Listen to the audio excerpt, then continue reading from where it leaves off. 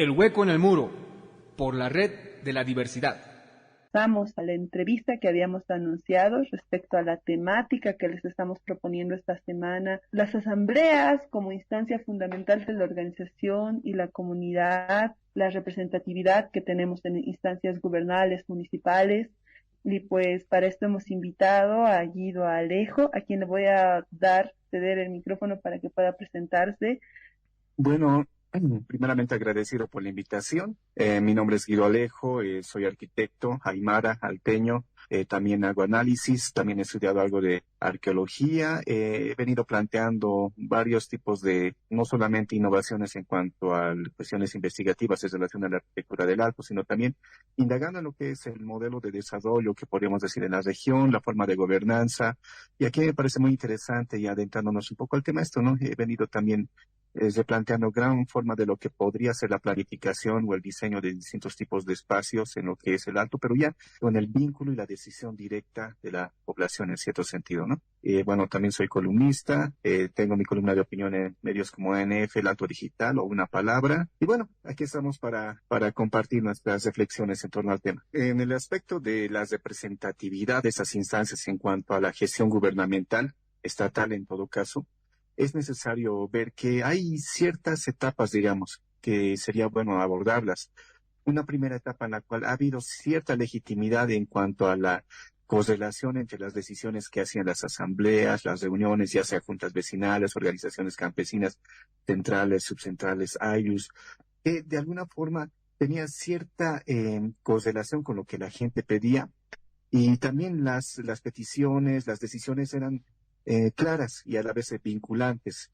Entonces, esto se ha venido dando de forma bastante fuerte y bastante definida, al menos hasta el planteamiento de la Asamblea Constituyente, podemos decir. Entonces, a partir de ahí, se empieza paulatinamente a partidizar gran parte de lo que son las asambleas, de lo que es todo este tipo de organizaciones sociales, organizaciones civiles, organizaciones ciudadanas, campesinas, como queramos llamarlas, pero ya empiezan a partidizarse a partir de lo que vendría a ser las decisiones alineadas al partido de gobierno, en todo caso el movimiento socialismo. Entonces, ahí hay una cuestión muy interesante que he visto y se viene planteando en gran parte y ahora también está muy vigente, en el que la asamblea ya no necesariamente es la que decide y la población ya no necesariamente es la que sale beneficiada de gran parte de sus decisiones, sino la decisión y la participación acaba siendo paulatinamente enajenada por gran parte de la dirigencia social. Y aquí hay algo bastante importante y es necesario remarcarlo. A menudo cuando el Estado central de la gobernación o la alcaldía quiere vincularse con organizaciones sociales, lo hace a través de los intermediarios, en todo caso es la dirigencia social. Y aquí es necesario empezar a ver una mirada crítica, ¿no? ¿Hasta qué punto la dirigencia social o los dirigentes sociales acaban siendo representativos de lo que son el empuje, las proyecciones o las decisiones de sus bases sociales? Y aquí me parece importante ver que tanto en el contexto que hemos vivido, especialmente en época del MAS, hemos visto que la dirigencia social ha acabado de alguna forma como una nueva burocracia estatal, ¿no? O sea, y no necesariamente eso ha repercutido en cuanto a las decisiones de quienes eran representados a través de esas dirigencias. Entonces, aquí hay unas cuestiones importantes, ¿no? Si bien en nuestro país debería de estar configurado en lo que es una democracia participativa según la Constitución, aquí acaba de alguna forma también eh, ha acabado siendo como una democracia representativa, ¿no? Porque aquí están los intermediarios y los representantes. Entonces, yo creo que ahí está bien, está definida una forma en la cual se ha venido trabajando especialmente esta coordinación entre el Estado y la sociedad a través de la dirigencia. Y aquí es importante tomar muy en cuenta este rol de los intermediarios, que ojo, no es nuevo, porque vemos que, por ejemplo, en la época de la colonia y también parte de la República, gran parte de los ayllus, las comunidades, estaban de alguna forma representadas por los caciques, y los caciques de alguna forma legitimaban gran parte de lo que eran las políticas coloniales, ya sean de exacción, tributarias o administración, lo mismo que en la República, ¿no? Entonces, hay una cierta continuidad, podemos decir, pero hay épocas en las cuales la dirigencia acaba siendo más vinculante a las decisiones de lo que es la población misma. Una de las cosas que autocríticamente debe mirarse, y creo que se mira, es este rol de lo que se ha venido a llamar el gobierno de los movimientos sociales, y entiendo que estás haciendo referencia cuando hablas una burocratización. Si bien es importante que no solo sea el partido político en la instancia mediadora, sino abrirse a esos sujetos plurales, ¿cómo debería ser mirando este rol autocrítico respecto al papel de esta burocracia en relación a la dirigencia en sus distintos niveles, ¿no? Organizaciones sindicales, sociales, cualquiera que fuese Guido? Bueno, yo creo que mucho de lo que responde ese tipo de derivaciones, especialmente de los intermediarios de la dirigencia social, es una continuidad de gran parte de las taras coloniales que se han legado. Es algo que también se ha visto, por ejemplo, en la Revolución del 52, en todo lo que ha venido a ser, por ejemplo, el Pacto Militar Campesino, en todo lo que ha venido siendo los gobiernos de tinte izquierdista, tal vez ahí con ese, ¿no? Allá por inicios de los años 80, 84, y creo que forma parte de una predisposición que tiene muchos actores de la dirigencia social, que ejercen la dirigencia social, una predisposición a la cooperación, a una forma de participación, sí, que creo que es legítima, pero no necesariamente beneficiosa. Es importante siempre vincular a los representantes, a los intermediarios de las organizaciones, de las distintas comunidades, los AYUs, los sindicatos, o de donde se presenten. Es necesario vincularlos. Forma parte de lo que es el espíritu de todo tipo de gestión y administración. Pero aquí el problema es que acaba formándose una especie de burocracia que acaba enajenándose de lo que son las intenciones iniciales de esa representación. Por ejemplo, siendo algo más concretos, en la alcaldía varios de los dirigentes tienen algún tipo de, como decir, derecho a tener algún tipo de cupos laborales en las distintas particiones de la alcaldía, ¿no? Y eso no solamente se da en las alcaldías, también se ha visto, por ejemplo, en el gobierno del MAS, en el que algunos sectores, algunas organizaciones sociales tenían derecho, por ejemplo, a viceministerios, pero creo que está bien ese tipo de vínculos. El problema es que acaba de alguna forma burocratizándose y dejando de representar lo que inicialmente estaba.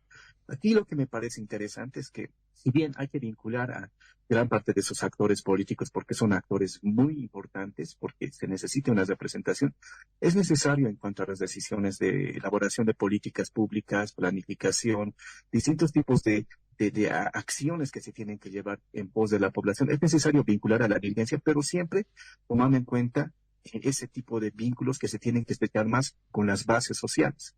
Entonces, la dirigencia no es necesariamente una representación definitiva, sí es un punto de contacto, un primer punto en el cual se tiene que llegar hacia esas bases sociales y se tiene que llegar a un punto de coordinación tal de que los dirigentes, más que ser los decisores, quienes toman decisiones, acaben siendo facilitadores.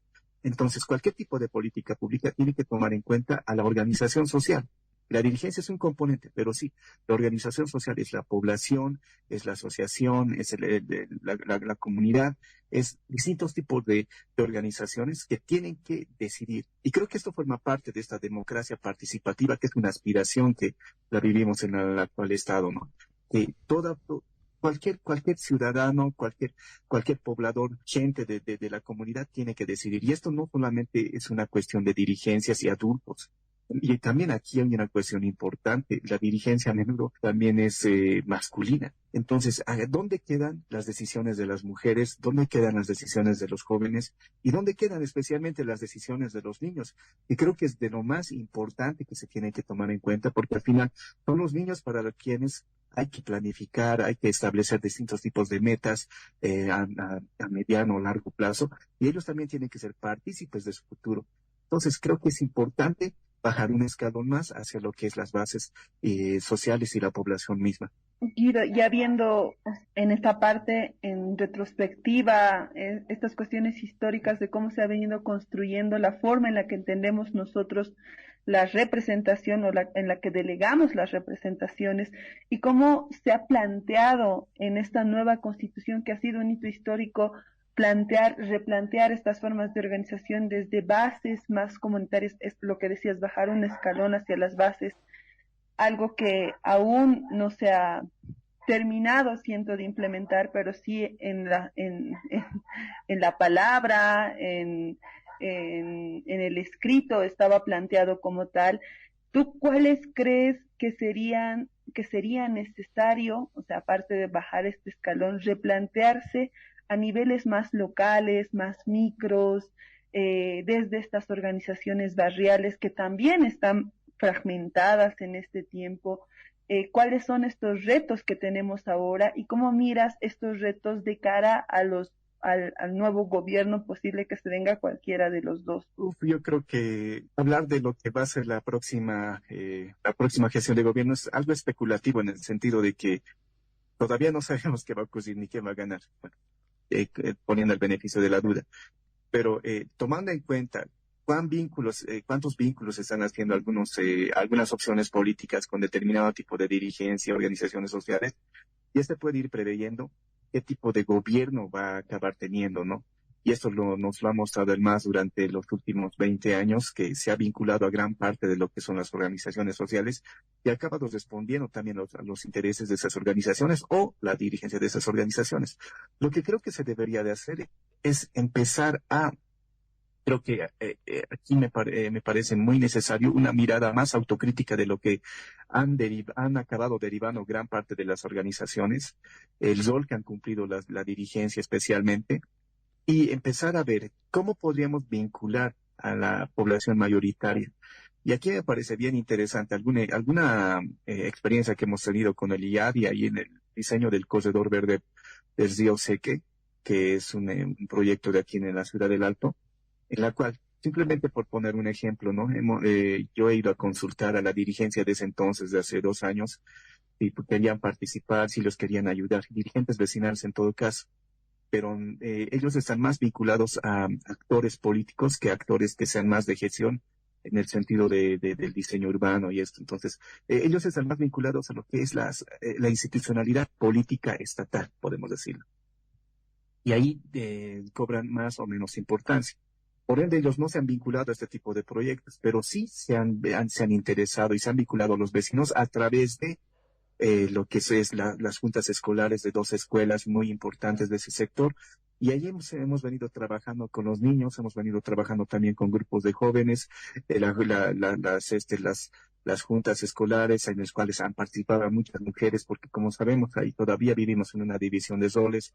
Entonces, es una experiencia muy interesante para ver cómo se debería de, no necesariamente pasar de alto algunas dirigencias, pero sí vincularse con quienes estén interesadas en las acciones concretas que van a beneficiar especialmente a todo lo que es la población o el grupo social al cual tiene que enfocar alguna política. Entonces, y aquí me parece muy importante tomar muy en cuenta de lo que menudo es la esencia de la democracia participativa. Generalmente se dice que ahí el referéndum, por ejemplo, vendría a ser una forma de democracia participativa, la consulta previa también está ahí, y también ¿no? Otro tipo de acciones que van más en cuanto a lo jurídico legal que se tiene que ir a través de la Asamblea. Pero además de eso, yo creo que se tiene que profundizar cualquier tipo de acción, cualquier tipo de planificación, cualquier tipo de forma de encarar lo que es la administración de una región, siempre vinculando hacia lo que es la población misma, en cualquier tipo, en todo tipo de acciones. Por ejemplo, para el diseño de una placita, por poner algo bien concreto, para el diseño de una placita es necesario vincular a la población que va a ser la beneficiada, y no solamente hacer las decisiones en un escritorio, en un departamento de infraestructura que luego viene, implementa el proyecto y no acaba funcionando. ¿Por qué? Porque no responde a las necesidades concretas, no responde a los imaginarios, a las decisiones de la población misma. Simplemente a través de este ejemplo se puede ir viendo y se puede ir de alguna forma viendo que la planificación también tiene que vincular a estas organizaciones sociales. Y es más, la misma gente, los mismos niños, los jóvenes, tienen el derecho de decidir sobre lo que es su futuro. Porque vivimos en un mundo que, si bien es también machista, también es adultocentrista en cierto sentido, porque ¿quiénes representan a esas organizaciones sociales? Son adultos. ¿Quiénes representan a esas organizaciones sociales? La mayoría son varones también. Entonces, ¿cómo podemos ver que esa mitad de la población que es femenina, o que esa gran parte de la población que compone la niñez y adolescencia y los jóvenes tengan también el derecho y la oportunidad de decidir, ¿no? Ahora, esto se puede llevar de muchas formas, creo yo. No necesariamente es una junta vecinal. Todos, de alguna forma, dependemos de o no, estamos asociados a distintos tipos de instituciones. Somos vecinos, pero a la vez también pertenecemos a una agrupación gremial. O tal vez, si somos multilocales, también pertenecemos a una comunidad y a una central agraria. Entonces, no somos exclusivos de alguna organización social. Podemos participar desde distintos tipos de medios, ya sea a través de una... y aquí están las formas en las cuales se han venido elaborando esas decisiones, de las cuales, por ejemplo, se ha derivado gran parte de lo que es el desarrollo o el crecimiento o el establecimiento de ciudades como el Alto. Ahí la decisión de la población ha sido muy importante en el rol de la consolidación de la ciudad, en las formas en las cuales se ha organizado el trabajo comunal, en las cuales se han venido construyendo, se ha venido administrando, autogestionando y autoplanificando lo que era la ciudad del Alto en este caso, ¿no? Entonces, hay muchas formas en las cuales podemos coadyuvar a distintos vínculos, distintos tipos de asociaciones mediante las cuales, porque es un medio, mediante los cuales podemos decidir sobre nuestro futuro también, ¿no? Y yo creo que es importante también en la medida de la autocrítica, porque somos actores sociales pertenecientes a algún tipo de organización social, también ver al frente en la forma en la cual los gobernantes han venido encarando estos vínculos que deberían de tener, deberían de estrechar con la sociedad, hasta qué punto ellos han estado comprometidos con dejar que la población pueda decidir sobre sus propias, sobre su propia vida y su desenvolvimiento en cierto sentido. Y aquí me parece que hay que romper paulatinamente con esta mirada basada en esa meritocracia excluyente, podríamos llamarlo, en el sentido de que los títulos, en el sentido de que simplemente los títulos, casi títulos nobiliarios en cierto sentido, sean los que determinen quiénes tienen que decidir más sobre los demás. Aquí lo que se necesita es que quienes emprendan realmente decisiones, especialmente en el ámbito estatal, decisiones, sean gente que conozca la realidad de la población, que no necesariamente eso implica de que tengan un título mayor o menor en comparación a lo que generalmente la meritocracia clásica indica, ¿no? Entonces, lo que creo que es necesario es que desde el Estado, desde los gobiernos centrales, departamentales y municipales, se empiecen a hacer más específicos las normativas para los cuales se tiene que ampliar lo participativo en todo lo que es la administración de una ciudad. Yo creo que aquí es muy importante ir en esta alianza, en esta vinculación estrecha entre lo que es, podemos decir, el gobierno y la población. Ambos tienen que decidir, ambos, ¿no? Y aquí el facilitador, en cierto sentido, tendría que ser el gobierno central. Cuando ponen, por ejemplo, en lo más concreto, vemos a algunos técnicos que por el mismo hecho de ser técnicos o tener un título, dicen que están más autorizados para decidir sobre algún tipo de problema que atinge a gran parte de lo que es la población. Estamos viendo una exclusión de de quienes realmente tienen quienes deberían de estar definiendo y también aportar con lo que vendría a ser sus opiniones, sus conocimientos en esas decisiones. En otras palabras, yo no estaría muy de acuerdo con lo que es esta meritocracia excluyente de gente que por tener un título, por ocupar un cargo, siente que tiene el derecho de decidir. ¿Y por qué? Porque están más preparados, entre comillas, y creo que estamos en una lógica de réplica de ese tipo de acciones, ¿no? Y ahí me parece algo que acaba de alguna forma siendo contraproducente, porque ¿para quién debería de gobernar el gobernante de turno? No lo va a hacer para su burocracia, no debería de ser para su partido, su sigla o para algún personaje, algún caudillo. Es para la población misma. Y si desvinculas a la población de todo lo que son las acciones de administración que tienes que hacer, estás prácticamente echando a perder recursos, echando a perder esfuerzos y también echando a perder todo lo que es el espíritu, al menos que está imbuido en la plurinacionalidad, de que así como cada uno tenemos algún tipo de mirada de lo que podría ser una solución a un problema concreto. También hay distintas miradas. Yo creo que la pluralidad ahí es muy importante y la pluralidad no se la encuentra en los escritorios, la pluralidad no se la encuentra ahí en las oficinas, sino la pluralidad se la encuentra saliendo a las calles, vinculándose con los mercados, vinculándose con los vecinos y gobernando y administrando con ellos en cierto sentido, ¿no? Entonces, yo creo que el especialista, entre comillas, no tiene que ser alguien que acabe decidiendo. ¿Por qué? Porque para eso se ha preparado, no. El especialista es alguien que tiene que ayudar, que tiene que ser un facilitador en todo sentido.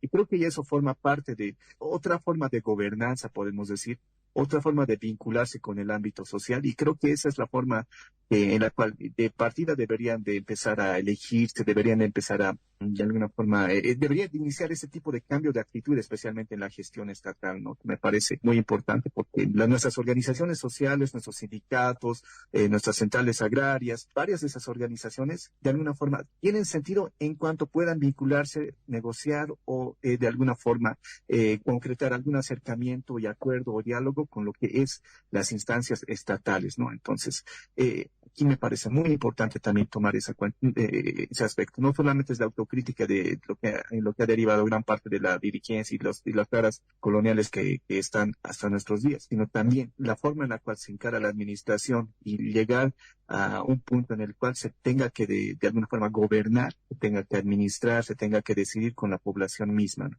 Guido, agradecemos tu participación, todo esto que nos has venido compartiendo, no solo desde el análisis, sino también desde las experiencias concretas que se están dando en los barrios para repensarnos las representatividades, pero también las formas en las que organizamos nosotros y nosotras desde otras lógicas contrapuestas a estas históricas coloniales, nuestras formas en las que queremos no solo ser representados, sino construir desde nuestros territorios una soberanía sobre los mismos y frente a instancias ya más gubernamentales, estatales, poder tener un ensamble de organización que pueda también no solo ir de tú a, no sé si decir ir de tú a tú esté bien, pero por lo menos se pueda negociar estos territorios. Y pues desde estos sentidos que mencionabas, ¿no? Desde poder conversar con las guaguas, con los abuelos, con los jóvenes, desde una representación también con las mujeres. Y pues ya para ir cerrando, y esperemos que puedas volvernos a acompañar para otras temáticas, para seguir conversando, seguir compartiendo estas reflexiones en lo que se viene, tal vez mirar un poquito en esas leyes en las que nos podemos amparar frente al tema de representatividad, ¿no? ¿Cuáles son esas leyes en las que no deberíamos retroceder porque están ya instauradas desde esta Constitución, y sobre estas leyes otras que deberíamos empezar a repensar y exigir también en lo que se viene? Como mencionabas, no especularemos, pero también en lo que se viene, qué podemos resistir sobre estas leyes, pero también qué podemos seguir exigiendo en cuanto a estos temas. Bueno, yo creo que la principal ley va a acabar siendo la Constitución política, en el sentido de que en la Constitución política se establece que la decisión y la soberanía está sobre el pueblo mismo, en cierto sentido. La población es quien hace ejercicio de la soberanía. Pero también hay otro tipo de leyes, por ejemplo, alguno que viene desde hace ya 30 años, que vendría a ser la ley de participación popular, en el cual ya se busca la redistribución de los recursos, y los recursos también son sujetos a distintos tipos de decisiones colectivas, decisiones que se dan en los territorios mismos. Por ejemplo, otra ley vendría a ser la 341 de participación y control social, en el sentido de la administración misma, que creo que aquí estamos pecando muchos, ¿no? De desentendernos de gran parte de lo que son las decisiones que se realizan sobre los lugares donde vivimos. A menudo sentimos que no estamos de alguna forma no necesariamente capacitados, pero sí habilitados para poder decidir sobre eso. Y no hacemos respetar gran parte de lo que se decide sobre nuestra vida propia, ¿no? Entonces, la participación es algo muy importante, y el control social también es otro. Y aquí me parece muy, muy, muy importante tomar en cuenta de que como población misma, como población de base, tenemos cada quien la facultad y el derecho de hacer respetar este tipo ¿no? de cualidades que nos hacen ciudadanos, que está vinculado a todo lo que es nuestros derechos civiles, nuestros derechos políticos también. Y no necesariamente como ahora pensamos de que el dirigente va a estar haciendo ahí con una frase, ¿no? El dirigente va a hacerlo. Y estamos de alguna forma coadyuvando en esa centralización de la decisión en la dirigencia, que a menudo no acaba respondiendo a lo que son los intereses de las mayorías. Entonces, me parece muy importante eso en ese sentido.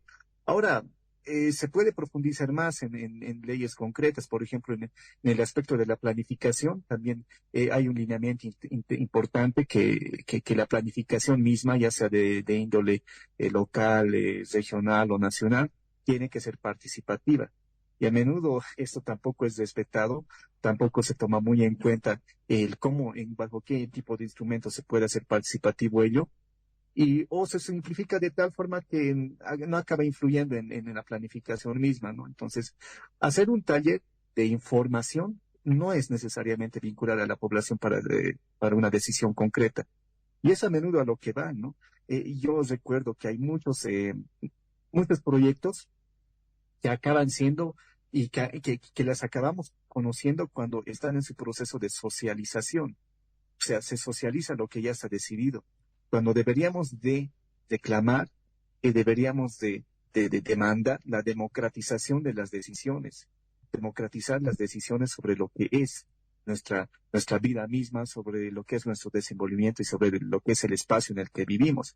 Entonces, me parece muy, muy importante tomar conciencia de que somos agentes de cambio, somos agentes de decisión, incluso más allá de lo que vendría a ser la representación misma de los actores, tanto estatales como sociales, que están ahí de alguna forma, ¿no? En el campo concreto, tenemos tanto derecho para decidir sobre nuestra vida, nuestro desenvolvimiento, así como lo tiene un dirigente o así como lo tiene, como ahora, ¿no? Los diputados que van a acabar ahí en la asamblea. Y bueno, yo creo que es importante tomar en cuenta eso, porque si nos desentendemos de estas decisiones, porque son decisiones políticas, vamos a acabar en la misma situación 10, 20 o 30 años más. Entonces es necesario empezar a concientizarse en esta realidad y también en cierto sentido capacitarse en muchos aspectos para poder de alguna forma proponer, ¿no? Y creo que hay mucha capacitación, hay mucha energía en las organizaciones sociales. No solamente hablo del sindicato o la asociación, sino hablo de los grupos de jóvenes, las juntas escolares, los niños en sí. Hay mucha energía que debería de ser canalizada en este tipo de decisiones, ¿no? Y no solamente ser invitados en algún evento para que nos socialicen un proyecto o que nos socialicen una ley, y que ya esté todo redactado, ¿no? Y a menudo las críticas no son tomadas en cuenta y bueno, vivimos en la situación en la que estamos, ¿no? Entonces, lo plural es eso, lo que hay que democratizar más son las decisiones y las decisiones vienen desde la pluralidad de las miradas también.